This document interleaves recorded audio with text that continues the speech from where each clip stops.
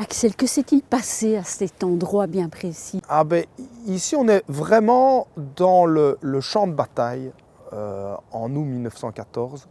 Les Allemands ont envahi la Belgique maintenant, en tout cas à la fin du mois d'août, depuis quelques semaines. Il y a un enjeu stratégique important à Namur qui est le pont sur la Meuse, sur la Sambre. Et ce carrefour de communication est gardé par 9 forts. Et les armées allemandes attaquent entre le 20 et le 23 août sur un front énorme, depuis Mons jusqu'à pratiquement Virton. Et la charnière de ce front-là est sur Namur. Marchauvelette est l'endroit qui va recevoir l'attaque la plus brutale, la plus importante, avec ces fameuses pièces d'artillerie amenées par l'Allemagne qu'on connaît bien par leur nom, qui sont les fameuses Grossbertha, qui sont des canons d'un calibre énorme.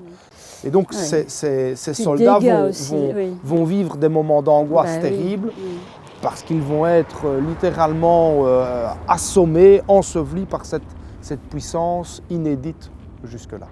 Ici, on a tout un certain nombre de soldats inconnus.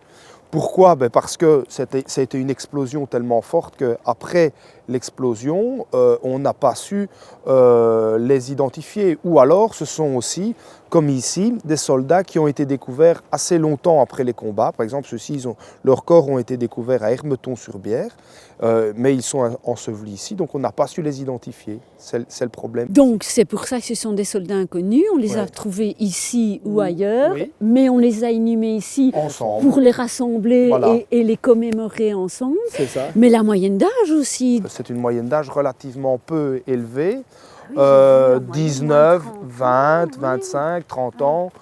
Oui, ce sont de jeunes. Ici, je ne sais pas, je n'ai pas vu la tombe avant, mais voilà, Maurice Remy, il est né en 1880, il a 34 ans. Et là, je vois aussi qu'il y a un monument principal. Est-ce que vous pouvez nous expliquer? Oui, il y a un monument tout à fait particulier ici à Marchauvelette. Il y a aussi un certain nombre de soldats français qui ont combattu pour la défense de Namur. Et ce monument est un monument qui évoque le souvenir des deux armées. Alors c'est amusant parce que en regardant, il faut être un peu connaisseur, mais en regardant le monument, on sait déterminer qui est le français et qui est le belge. C'est-à-dire que celui qui est le plus à droite est le soldat belge, parce qu'il a des bottines, et il a ce qu'on appelle un shako, qui est un chapeau qui était surmonté par une petite décoration. Et à côté de lui, c'est un soldat français qui a lui des guêtres, un manteau un peu plus ouvert, et lui a un képi sans cette fameuse décoration. Et donc, on peut voir sur les inscriptions du monument, aux Belges, et là on a le lion, et là aux Français, et là on a un coq.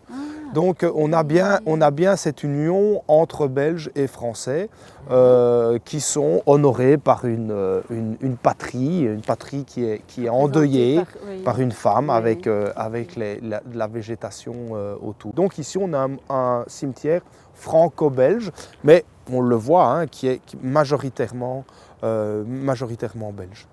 Ah ben, merci pour toutes ces infos. Voilà. C'est un lieu particulièrement touchant parce qu'on est vraiment à quelques centaines de mètres des lieux où la plupart de ces jeunes garçons ont perdu la vie il y a maintenant une centaine d'années. Voilà.